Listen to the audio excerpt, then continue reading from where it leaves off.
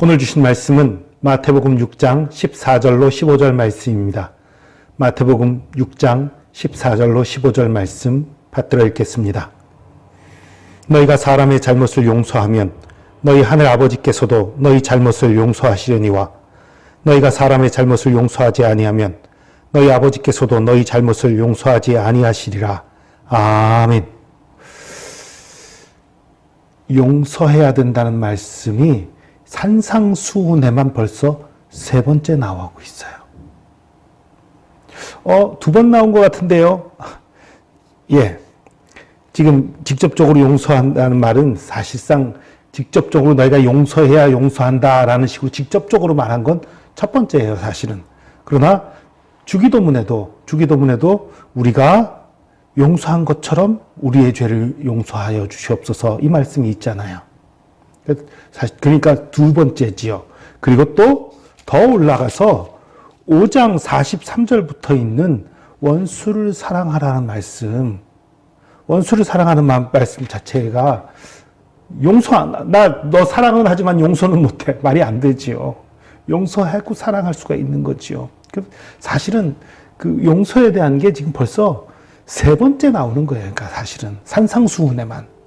그리고 더 놀라운 것은 아까 그 원수를 사랑하는 얘기 뒤에는 몇 가지 얘기가 더 있다가 지금 주기도문을 가르쳐 주세요. 근데 주기도문 안에 그 용서에 대한 얘기가 살짝 들어갔지요. 그리고 주기도문에 대한 가르침이 끝나자마자 지금 다시 원수라는 말은 안 나오지만 그 용서하라는 말씀이 다시 나온 거예요. 용서해야 너희도 용서받는다. 이 말씀이 다시 나온 거예요. 왜 이렇게까지 강조하실까? 그리고 또 이 얘기가 왜 갑자기 여기서 나올까? 기도 가르치다가 왜 갑자기 용서 얘기가 나올까? 간단해요. 지금 이 말씀 나온 게 이 14절, 15절이 주기도문을 가르치신 직후에 나온 말씀이라는 건 뭘 얘기해요? 이 말씀도 기도와 관련이 있다는 얘기예요. 기도 응답의 비결인 겁니다. 기도 응답의 비결 여러 가지가 있죠. 믿음으로 기도해야 되고 우리가 깨끗하게 우리의 모든 죄를 하나님께 다 고하고 사함받은 상태여야 되고 우리가 주님 앞에 헌신해야 되고 주님의 나라와 의를 구해야 되고 뭐 여러 가지 그 기도 응답의 비결들이 있어요. 그런데 오늘 여기서 제일 강조하는 게 뭐예요? 용서입니다. 용서. 그게 최고의 비결이라는 거예요, 사실은. 주께서 우리를 용서한 것처럼 우리도 용서하는 것. 그것이 큰 비결이라는 거예요. 여러분, 기도 응답이 안 될 때요. 여러 가지 이유가 있어요. 우리가 믿음으로 기도하지 않아서 기도 응답이 안 될 때도 있고요. 우리가 지은 죄 때문에 응답이 안 될 때도 있고요. 그런데 상당히 많은 경우에요. 우리가 용서치 않은 것 때문에 기도 응답이 안 됩니다. 가장 중요한 것 중에 하나예요. 왜냐하면요. 여러분, 용서라는 건 뭐예요? 예수 그리스도께서 우리를 용서하셨잖아요. 우리가 그걸 믿는 거예요. 예수님이 십자가의 보혈로 나를 용서하신 것, 그것을 믿기 때문에 용서받은 그 감격 때문에 그 감사함 때문에 우리도 우리에게 죄 지은 다른 사람들을 용서하게 되는 거죠. 우리가 우리에게 죄 지은 다른 사람을 용서하지 못하는 것 중에는요. 예수 그리스도께서 나를 용서하신 그 크신 은혜에 대한 감격과 감사가 믿음이 제대로 박혀있지 못하기 때문인 경우가 대부분이에요. 그러니까 그 속에 뭐가 있는가? 용서치 못하는 것 속에는 믿음 없음도 들어있는 거예요. 감사치 못함도 들어있는 거예요. 사랑치 못함도 들어있는 거예요. 그러니까 이 용서가 우리 믿음의 척도가 되는 거예요. 이 용서 속에 우리의 믿음도 드러나게 되고요. 말씀의 순종도 드러나게 되고요. 사랑함도 드러나게 되는 거고요. 감사함도 드러나게 돼 있는 거예요. 용서치 못한다는 건 지금 말씀드린 것들이 부족하다는 얘기인 거예요. 그러니까 용서가 신앙의 척도이기도 하고 기도 응답의 비결인 거예요. 여러분 가운데 혹시 용서치 못한 사람들이 있습니까? 용서치 못한 것들이 있습니까? 지금 용서하시기 바랍니다. 너무 어려워요. 용서하고 싶은데도 안 돼요. 내 마음속에 상처와 아픔이 너무 커요.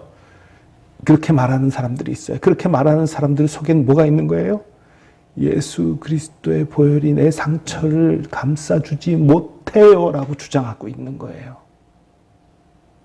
여러분, 물론 예수님의 그 구원을 믿어도 용서하기 쉽지 않아요.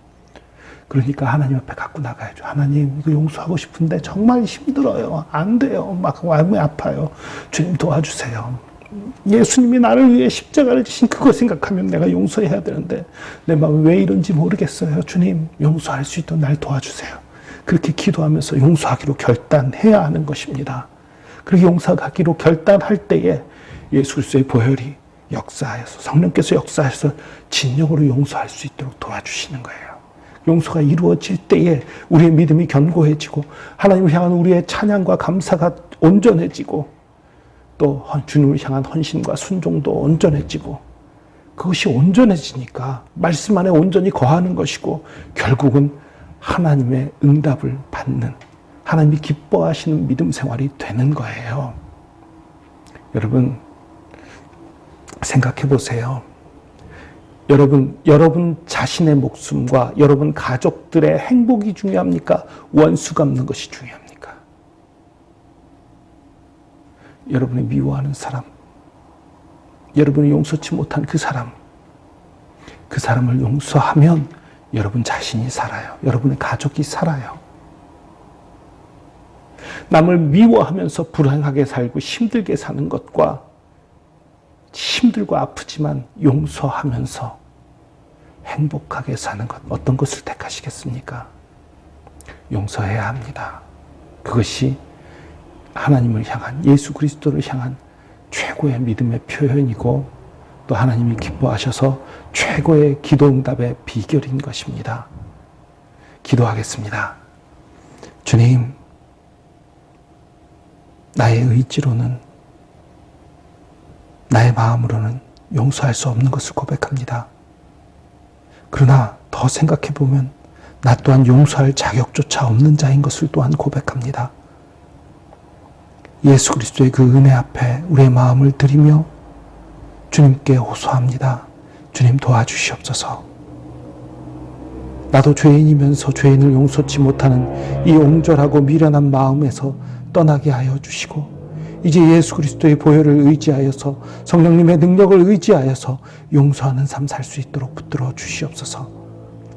용서를 통해 예수 그리스도의 마음을 조금이라도 배우고 주님께 조금이라도 순종하고 주님의 뜻을 조금이라도 이루어가는 사람 되게 하여 주시고, 용서를 통해 우리의 믿음이 자라고 우리의 기도가 응답받는 믿음 생활할 수 있도록 복 내려 주시옵소서. 주께서 우리와 함께 하심 감사합니다. 우리의 힘, 우리의 능력, 우리의 모든 것 되심 감사합니다. 감사드리며 예수 그리스도의 이름으로 기도합니다. 아멘.